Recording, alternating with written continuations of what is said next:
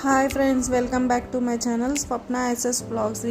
ఈ వ్లాగ్లో వచ్చేసి నేను చేపల పులుసు ఎలా చేయాలో చూపించబోతున్నాను అండి. ముందుగా అయితే ఆనియన్ పేస్ట్ తీసుకున్నాను, అలాగే కొద్దిగా కారం, ఉప్పు, అల్లం వెల్లిగడ్డ పేస్ట్ వేసి ఫ్రై చేసేసుకున్నాను.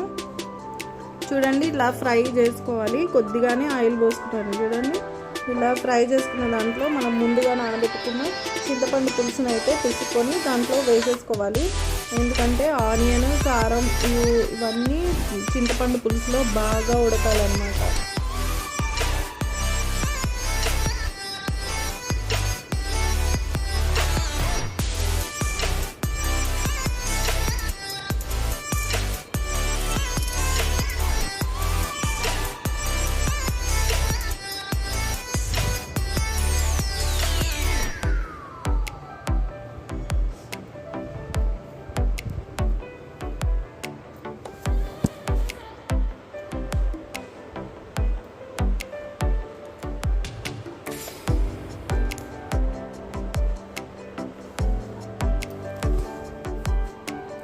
చేపల పులుసుకి ఎంత పులుసు కావాలో అంతే పోసుకోవద్దు. ఎక్కువ అయితే వాటర్ వేసుకోవద్దు, లేకపోతే అప్పుడు చారులాగా అయిపోతుంది. అందుకని చూసుకొని వేసుకోండి, మీకు ఎంత పులుసు కావాలో చూసుకొని వేసుకోండి.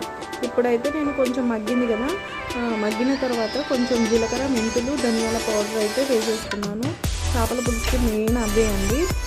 అది వేస్తే చాలా టేస్ట్ బాగుంటుంది, స్మెల్ కూడా బాగుంటుంది. ఇప్పుడు నేను కొంచెం పుదీనా వేసుకున్నాను, కొంచెం కొత్తిమీర కూడా వేసేసుకున్నాను. వేసుకొని కొద్దిసేపు కలిపేసుకున్నాను. చూడండి, ఇప్పుడు అయితే మొత్తం ఆయిల్ బయటకు వచ్చేసి చూసారా ఇంత ఫుడ్ కన్నా. నేనైతే 1 kg ఫిష్ అయితే తీసుకున్నాను అనమాట. అది ముందుగానే ఉప్పు, కారం, కొద్దిగా జింజర్ గార్లిక్ పేస్ట్, అలాగే కొద్దిగా ఆయిల్ వేసేసుకొని కొంచెం పసుపు వేసేసుకొని మంచిగా కలిపి పెట్టుకున్నాను అనమాట ఒక 10 minutes ముందే. ఇవి ఇప్పుడు ఈ చేపల పులుసులో వేసుకోవాలండి. ఇప్పుడు స్టవ్ స్లిమ్లో అయితే చేసుకోవాలి. చేసుకున్న తర్వాత ఈ చేపలన్నీ ఒక లైన్ వైజ్గా వేసుకోవాలి. ఎందుకంటే ఒకదానిపైన ఒకటి వేస్తే తీసేటప్పుడు విరిగిపోతాయి అన్నమాట. విరిగిపోయినప్పుడు ముళ్ళు బయటకు వస్తుంది కదా, మనకు గ్రేవీలో కూడా ముళ్ళు కలుస్తాయని చూసుకొని కొంచెం పక్కన చూసుకొని కొంచెం గ్యాప్తో వేసుకోండి.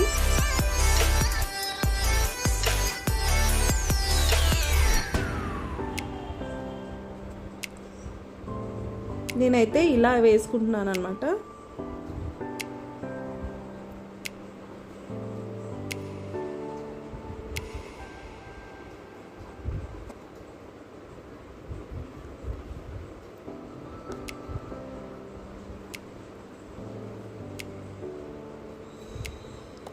ఇది చేపల పులుసు కన్నా చేపల కర్రీ అంటే బాగుంటుందేమో, నేను అలానే చేసుకుంటానండి. ఇలా చేసుకుంటే చాలా బాగుంటుంది.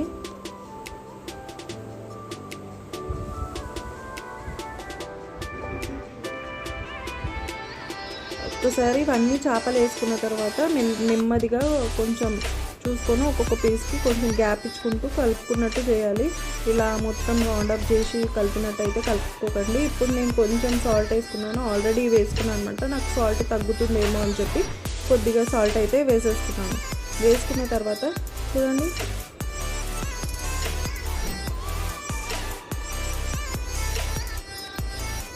మూత పెట్టుకోకుండా కొద్దిసేపు అయితే ఉడకబెట్టుకోండి. తర్వాత నేను కొంచెం గరం మసాలా వేస్తున్నాను. గరం మసాలా వేస్తే చాలా బాగుంటుంది. చాలా మట్టుకైతే వేయరు, నాకు అలవాటు అయిపోయింది గరం మసాలా వేయడం. అందుకని నేను కొద్దిగా గరం మసాలా కూడా వేసుకుంటున్నాను.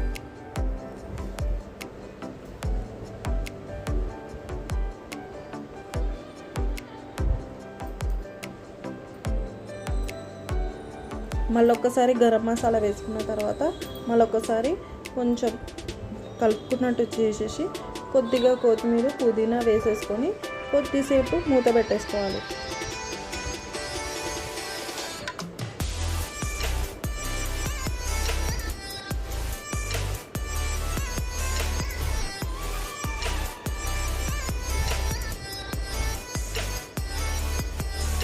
చూసారుగా 5 minutes ముందు మూత పెట్టేసాను. మన చేపల పులుసు అయితే రెడీ అయిపోయింది అనమాట. చూడండి, ఒక్కొక్క పీస్ అలా తీయడానికి ఎంత బాగుందో, చూడడానికి కూడా బాగుంది కదా.